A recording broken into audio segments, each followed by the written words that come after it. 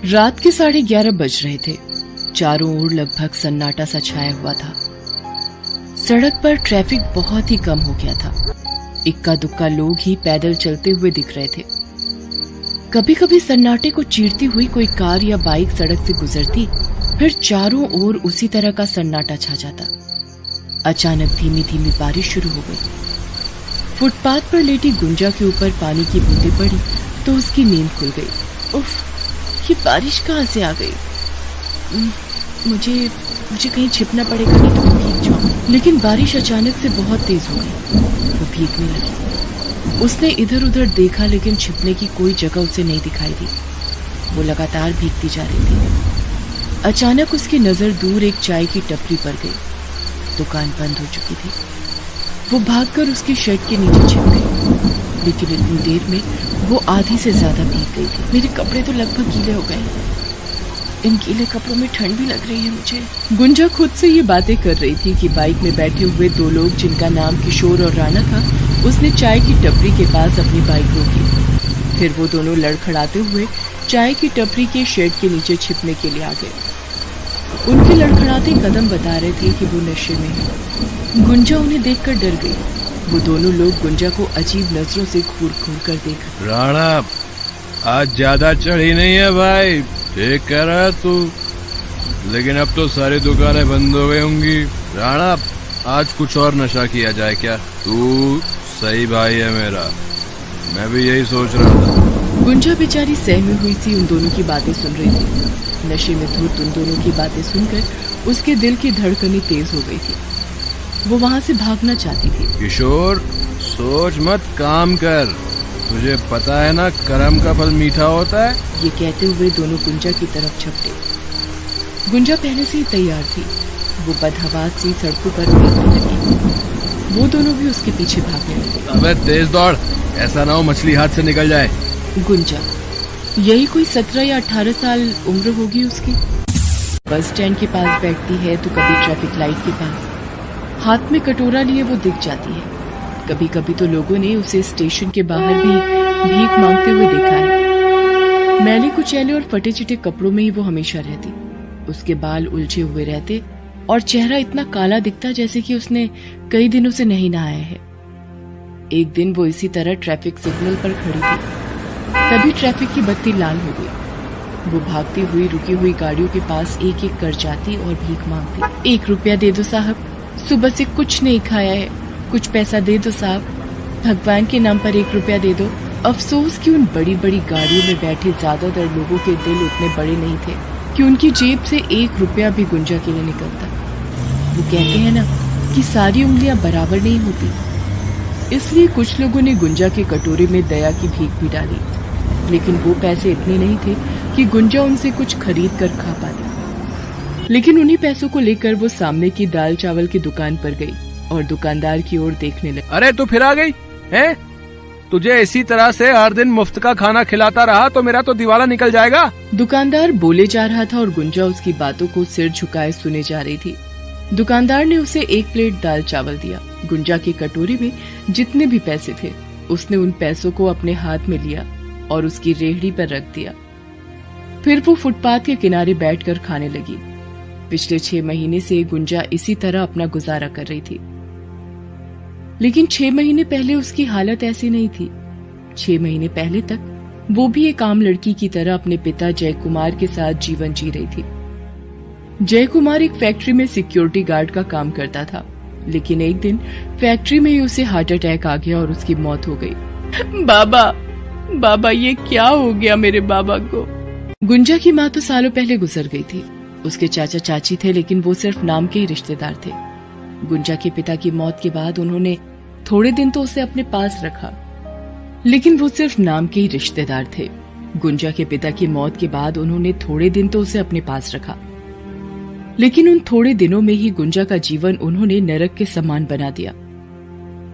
उनके चाचा और चाची के लिए तो वो बिना पगार की एक नौकरानी थी, जिनके आगे वो बस काम भर का रूखा सूखा खाने को डाल देते थे।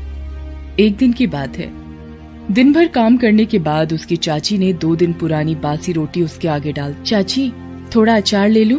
हाँ, ले ले अचार, तू कहे तो पूरी छनवा देती हूँ। ना ना, पूरी से क्या होगा, पुलाव बनवा देती हूँ और दम आलू भी। मुफ्तखोर, जो मिल रहा है खा ले, नहीं तो भूखी मर।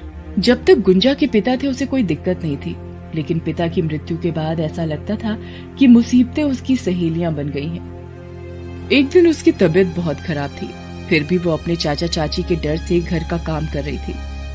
लेकिन तेज बुखार में ज्यादा काम करने से वो बेहोश हो गई। लेकिन उस पर भी उसकी चाची को दया नहीं आई। उसके चाचा के आते ही वो शुरू हो गई। देखिए जी, आप अपनी भतीजी को समझा दीजिए, पूरा दिन मैं घर का काम करती हूँ और ये किसी महारानी की तरह आराम, और खाने में चाहिए इसे 56 भोग। अगर ऐसा ही चलता रहा तो मैं तो चली मायके। उसकी बातों को सुनकर गुंजा के चाचा का पारा चढ़ गया। उसने तेज बुखार में भी गुंजा को बेल्ट से मारना शुरू कर दिया। वो बेचारी एक बार फिर बेहोश हो गई, लेकिन उस दिन आधी रात को उसने बड़ा फैसला ले लिया। मैं नहीं रहूंगी यहाँ पर, ये लोग तो राक्षस है, राक्षस। ये कहकर वो आधी रात को ही घर से भाग गई। बुखार से उसका बदन अब भी चल रहा था। भागते भागते उसके पैर भी कांप रहे थे, लेकिन उसे तो इस नरक से कहीं दूर निकल जाना था। वो भागती भागती रेलवे स्टेशन गई और वहां उसे एक बड़ी ट्रेन खड़ी दिखी। वो उसमें जाकर बैठ गई। बस एक बार यहाँ से निकल जाऊं, फिर कभी वापस लौट कर नहीं आऊंगी। गुंजा दूसरे शहर में आ गई। तब से वो भीख मांगकर यहाँ अपना गुजारा कर रही है, लेकिन आज फिर से उसकी जान पर पड़ी है। वो दोनों बदमाश लगातार उसका पीछा कर रहे हैं। आखिर वो उनकी पकड़ में आ गई। अरे बहुत तेज भागती है तुम, बहुत भगाने का शौक है ना तुझे। अब देख हम क्या करते हैं तेरे साथ। उन दोनों बदमाशों ने गुंजा के साथ जबरदस्ती शुरू कर दी। बेचारी गुंजा ने बहुत कोशिश की उन जानवरों के चंगुल से छूटने की, लेकिन वो कामयाब नहीं हो पाई। उस सन्नाटे में गुंजा की चीख गूंज तो रही थी, लेकिन उन्हें सुनने वाला कोई नहीं था। छोड़ दो मुझे, छोड़ दो, बचाओ बचाओ, अरे कोई तो बचा लो। अगली सुबह गुंजा के चेहरे पर दर्द साफ दिख रहा था, लेकिन वो खामोश हो गई थी। हर दिन की तरह वो भीख मांगने नहीं गई। वो भूखी प्यासी बैठी रही। उसे अपने आप से घिन आ रही थी। उन दोनों शैतानों का चेहरा अब भी उसकी आंखों के आगे घूम रहा था, लेकिन वे तो रात के अंधेरे में कहीं भाग गए थे। कुछ दिन और बीते, लेकिन कब तक वो भूखी रहती, इसलिए उसने फिर से भीख मांगना शुरू कर दिया। 1 रुपया दो साहब, 2 रुपया दे दो साहब, बहुत भूख लगी है साहब, 1 रुपया दे दो साहब, 2 रुपया दे दो साहब। एक दिन भीख मांगते हुए उसके पेट में दर्द शुरू हो गया और फिर उल्टियां भी शुरू हो गई। उसे कुछ समझ नहीं आ रहा था, उसे उल्टियां क्यों हो रही हैं। अब तो हर दिन उसे उल्टी का मन करता और कभी कभी उल्टी भी हो जाती। कुछ महीनों बाद उसका पेट बाहर आना शुरू हो गया। गुंजा गर्भवती हो गई थी। उसके बाहर निकले पेट की ओर जो भी देखता उसे बहुत आश्चर्य होता।